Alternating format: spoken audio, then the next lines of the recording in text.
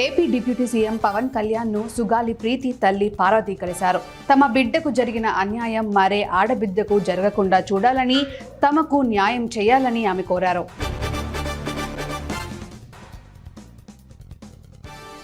ఎగువ రాష్ట్రాల్లో ఎడతెరిపి లేకుండా కురుస్తున్న వర్షాలతో కృష్ణానదికి వరద ప్రవాహం పెరిగింది. ప్రాజెక్టుకు వరద ప్రవాహం పెరగడంతో అధికారులు 10 గేట్లను 10 అడుగుల మేర పైకి ఎత్తారు.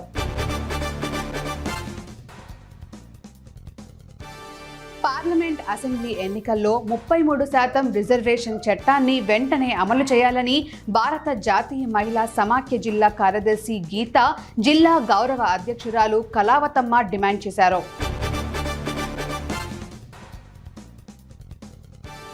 పుంగనూరు పట్టణంలో నగిరి వీధుల్లో వెలిసిన ఉండే శ్రీవల్లి దేవసేన సుబ్రహ్మణ్యేశ్వర స్వామి ఆడి కృతిక సందర్భంగా స్వామివారికి పంచామృత అభిషేకాలు, ప్రత్యేక పుష్పాలతో అలంకరించి స్వామివారికి కళ్యాణోత్సవం కనుల పండుగగా నిర్వహించారు.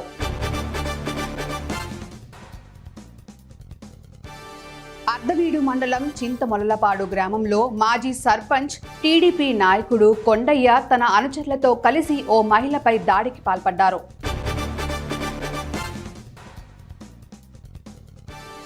నంద్యాల పట్టణంలోని Padmavathi Nagar SBI ATM centre నందు అగ్ని ప్రమాదం చోటు చేసుకుంది.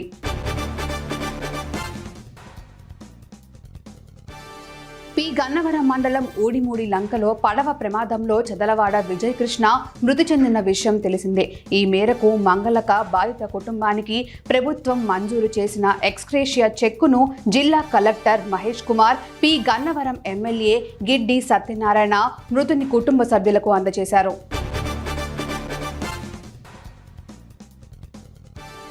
రౌతులపూడి మండలం ములగపూడి ప్రభుత్వ ఉన్నత పాఠశాలలో నిర్వహించిన సర్వేపల్లి రాధాకృష్ణ విద్యార్థి మిత్ర కార్యక్రమంలో ఎమ్మెల్యే వలుపుల సత్యప్రభ విద్యార్థులకు పుస్తకాలు, బ్యాగ్లు పంపిణీ చేశారు.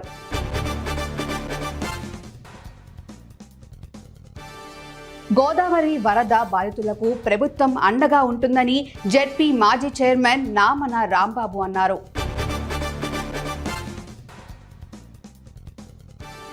టెక్కలి మండల కేంద్రంలోని రోటరీ నగర్లో నివాసముంటున్న ప్రభుత్వ ఉపాధ్యాయులు వేణుగోపాలరావు ఇంట్లో చోరీ జరిగినట్లు 12 తులాల బంగారం, 3.5 లక్షల రూపాయలు, కేజీన్నర వెండి చోరీకి గురైనట్లు పేర్కొన్నారు.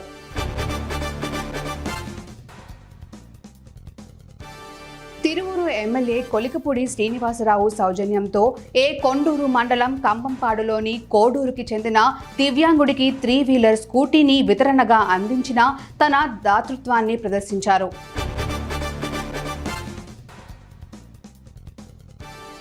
చింతపల్లి మండలంలోని కుడుముసారి గ్రామంలో సీసీ రోడ్డు నిర్మించాలని గిరిజనులు డిమాండ్ చేశారు.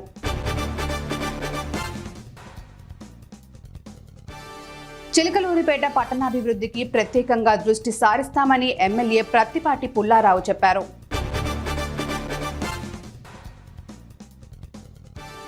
బెల్లంపల్లి ఏరియా ఆసుపత్రి పరిరక్షణకు ప్రతి ఒక్కరూ ఉద్యమించాలని సింగరేణి ఏరియా ఆసుపత్రి పరిరక్షణ కమిటీ నాయకులు మణిరామ్ సింగ్, చాంద్ పాషాలు కోరారు.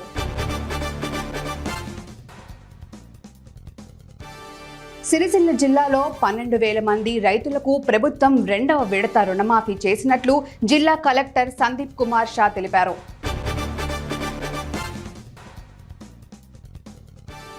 అల్లూరు మండల ప్రజా పరిషత్ కార్యాలయ ఆవరణలో పెన్షన్ల పంపిణీ కార్యక్రమంపై ఎంపీడీఓ జ్యోతి సమీక్షా సమావేశ కార్యక్రమాన్ని నిర్వహించారు. ఉదయం పూట సర్వర్ బాగా వర్క్ అవుతుందని, వీలైనంత త్వరగా పెన్షన్లు పంపిణీ పూర్తి చేయాలన్నారు.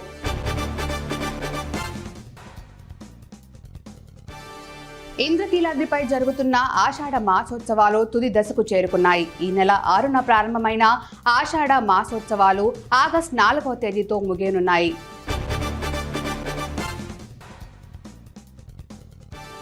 పెండింగ్లో ఉన్న స్కాలర్షిప్, ఫీజు రీయింబర్స్మెంట్ బకాయిలను వెంటనే విడుదల చేయాలని డిమాండ్ చేస్తూ పీడీఎస్యు ఆధ్వర్యంలో విద్యార్థులు మధుర మండల కేంద్రంలో భారీ ర్యాలీ నిర్వహించారు.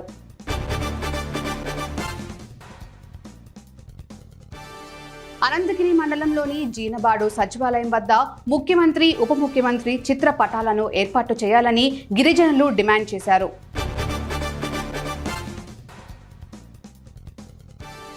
నాటిన ప్రతి మొక్కను సంరక్షించే విధంగా చర్యలు తీసుకోవాలని జిల్లా కలెక్టర్ రాజశీష సూచించారు.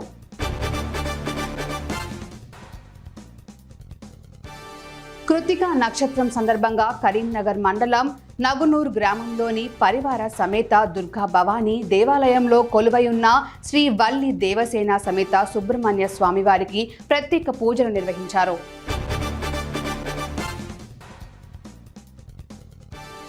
వనపర్తి జిల్లా అమరచింత మండలంలోని జూరాల ప్రాజెక్టుకు వరద కొనసాగుతోంది. ఇన్ఫ్లో 2,75,000 క్యూసెక్కులు, అవుట్లో 2,80,198 క్యూసెక్కులుగా ఉంది.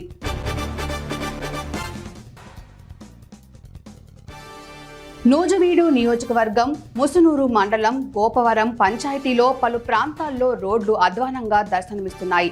తాజాగా కురుస్తున్న వర్షాలకు మట్టి రోడ్లన్నీ బురద గుంటలుగా మారాయి.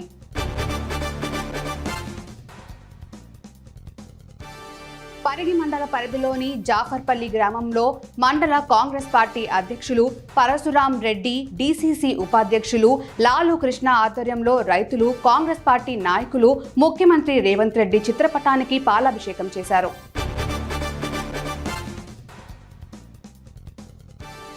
చిత్తూరు జిల్లా పుంగనూరు పట్టణంలోని మున్సిపల్ కార్యాలయంలో మున్సిపల్ కౌన్సిలర్ సమావేశాన్ని ఏర్పాటు చేశారు. ఈ నేపథ్యంలో మున్సిపల్ కార్యాలయానికి పలువురు టీడీపీ నాయకులు చేరుకుంటున్నారు.